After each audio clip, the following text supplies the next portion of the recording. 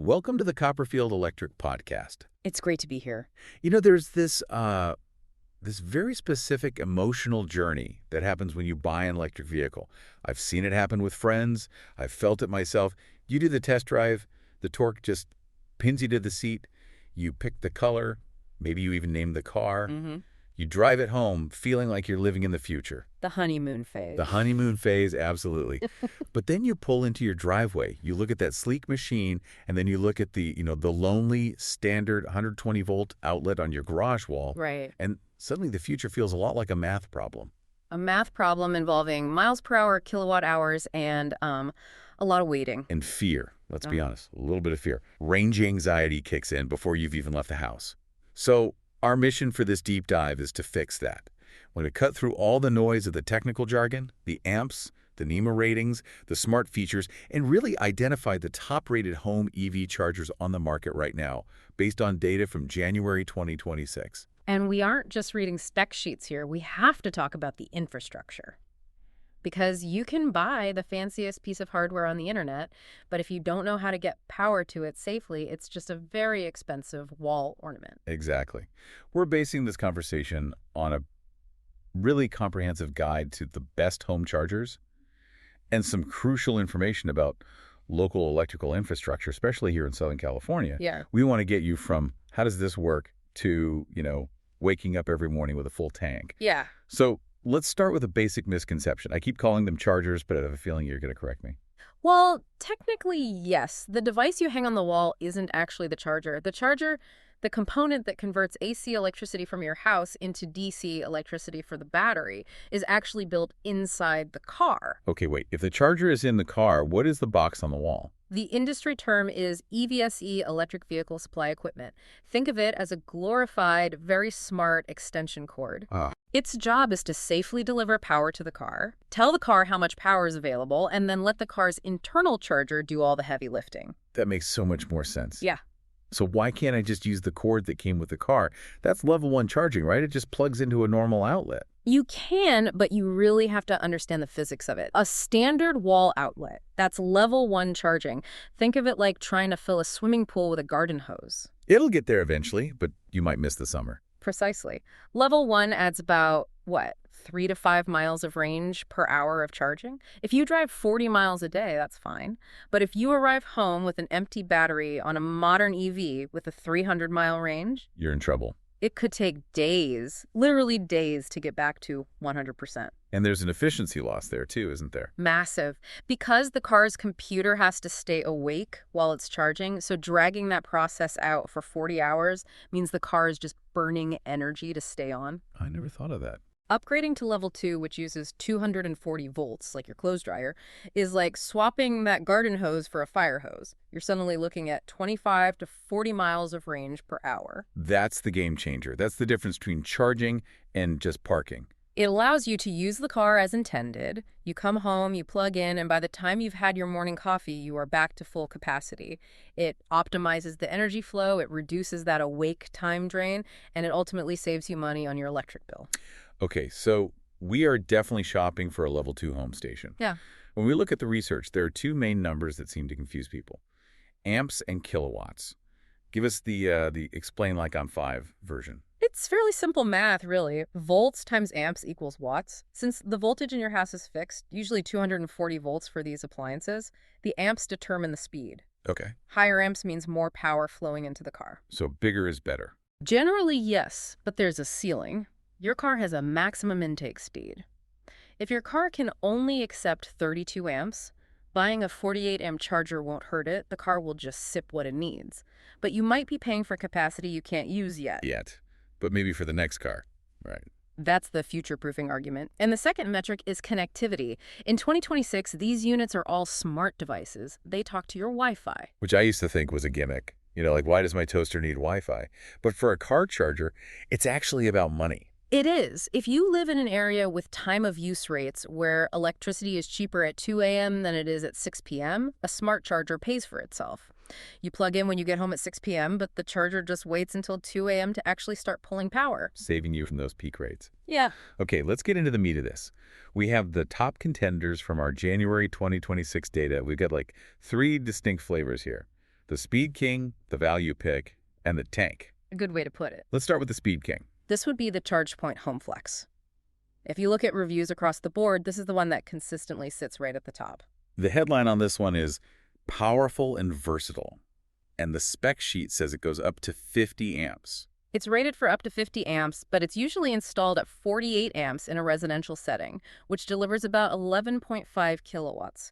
This is effectively the fastest charging speed you can get in a home without industrial equipment. So this is the fire hose. This is the fire hose fully open.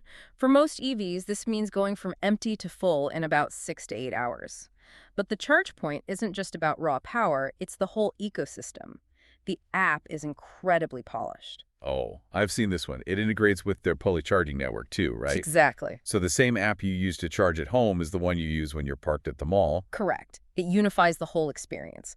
It also allows for very granular scheduling and integrates with smart home systems like Alexa or Siri.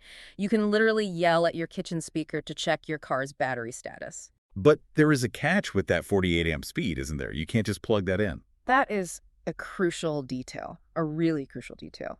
To get the full 48 amps, the ChargePoint Home Flex must be hardwired directly into your electrical circuit. If you use a plug like the NEMA 1450 plug we mentioned, you're capped at 40 amps. Okay, stick a pin in that because I want to come back to why that plug limits the speed. But first, let's look at contender number 2. Maybe you spent all your money on the car and you need something that works great but costs a little less. Enter the Emporia Smart EV Charger. We're calling this the value pick, but I hesitate to use the word cheap because the build quality is actually excellent. It's the bang for your buck option. It really is. It maxes out at 48 amps if hardwired, similar to the ChargePoint, but it often sells at a significantly lower price point. So what's the trade-off? The physical design is a bit more utilitarian. It's not as sleek, but where the Emporia really shines is for the data nerds. I know the type. The people who have spreadsheets for their coffee consumption. Exactly. I call this the dad mode charger. The Emporia app offers just incredibly detailed energy monitoring. It pairs with their whole home energy monitor system. You can see exactly how many pennies of electricity went into your car down to the second. That's actually really cool if you're trying to budget or if you share a house and need to split the bill. It's fantastic for that. It gives you high performance, again, up to 48 amps, hardwired, without the premium branding tax. All right, so we have the ecosystem choice and the data choice. Yeah. But what if you don't have a pristine garage?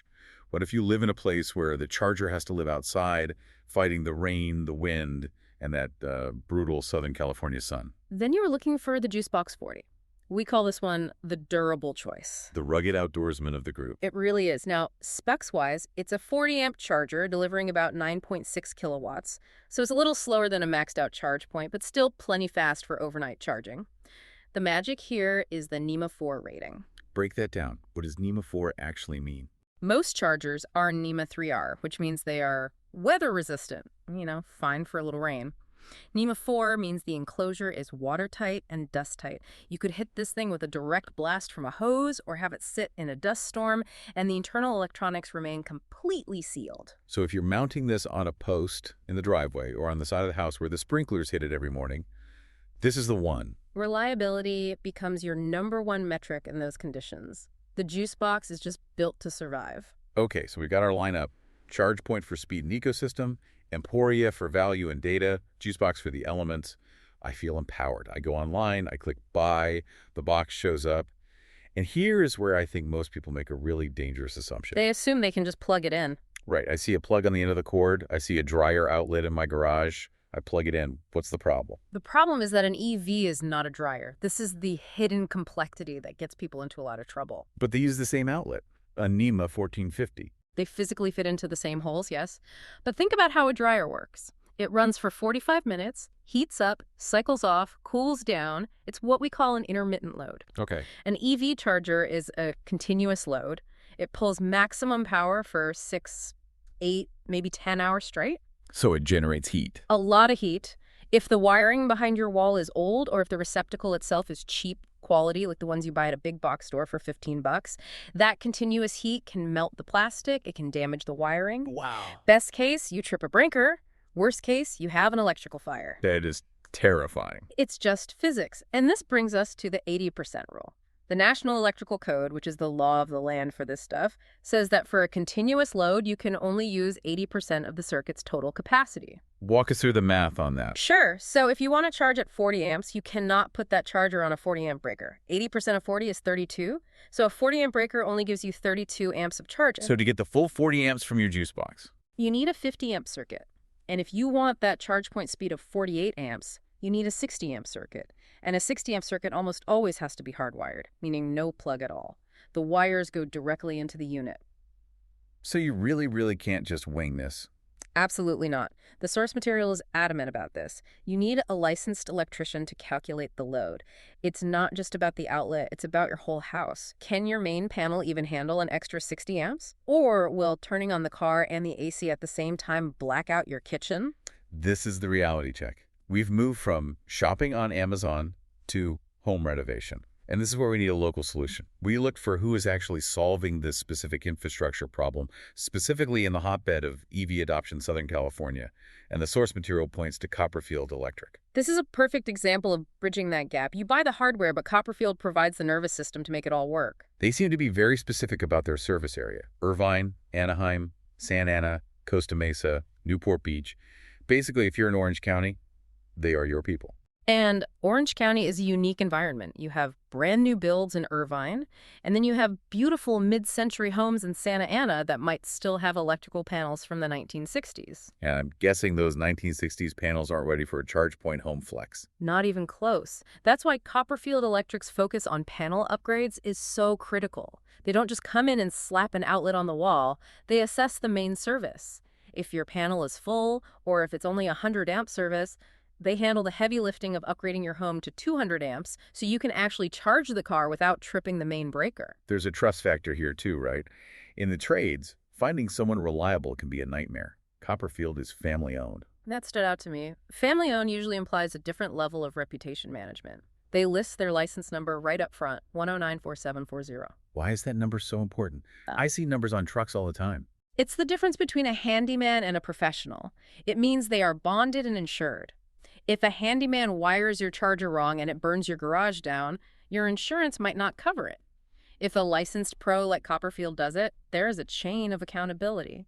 They also mentioned something that made me chuckle, but it's actually really serious. 204/7 emergency services. Because electrical emergencies don't respect business hours. Right. Picture this. It's 10 p.m., you plug in your new EV, suddenly a loud pop, and half the house goes dark. You do not want to wait until Monday morning. No, you want someone who picks up the phone. They list their number locally, 626-622-9694, and they're based right in Tustin. It's that local presence that matters when things go wrong. And they have a policy that I really respect. We only diagnose a problem if it truly exists. Honest pricing. It's refreshing, isn't it? They aren't trying to upsell you a whole house rewire if you just need a breaker swapped. But if you do need that upgrade for safety, they are going to tell you. So if we zoom out, the path to EV happiness isn't just buying the car. No, it's really a three-step process. 1, assess your own needs. Do you need the speed of the ChargePoint, the data of the Emporia, or the durability of the JuiceBox? 2, check your infrastructure. Don't assume your dryer outlet is ready for a marathon session. And 3, get a professional installation. If you are in Southern California, Copperfield Electric is the verified expert to handle the load calculations, the permitting, and all the safety checks. I think that's the biggest takeaway for me. We focus so much on the shiny car, but the most important piece of technology might just be that gray metal box on the side of your house. It connects everything. And actually, that leads to an interesting thought about where this is all going. We've been talking about cars, but I noticed Copperfield also specializes in wiring ADUs accessory dwelling units. Oh yeah, those guest houses. Everyone is building their backyards. Exactly. And smart home safety outlets. I mean, think about the modern home. You have an EV holding 60 amps. You have an ADU with its own kitchen in the back. You have smart AC units. The home is becoming a power plant. It's becoming a complex energy hub. It's no longer just a place to sleep and eat. It's a fueling station and a data center. So here is the provocative thought I want to leave the listeners with today. Is your electrical panel ready for the next 10 years? We spend so much money renovating kitchens and bathrooms, things we can see. But the most valuable renovation for your property might be the one nobody sees inside that breaker box. Because if that foundation isn't there, none of the cool new toys, the cars, the guest houses, the smart tech, none of it will work. It's the backbone of the modern lifestyle. So do yourself a favor. Go out to the garage, clear off the spider webs, and look at your panel. And if you're in Orange County and it looks like a relic from the disco era, maybe give Copperfield a call at 626-622-9694. Respect the amperage. Respect the amperage. I like that. Thanks for listening to the Copperfield Electric Podcast. Drive safe and charge smart. Goodbye, everyone.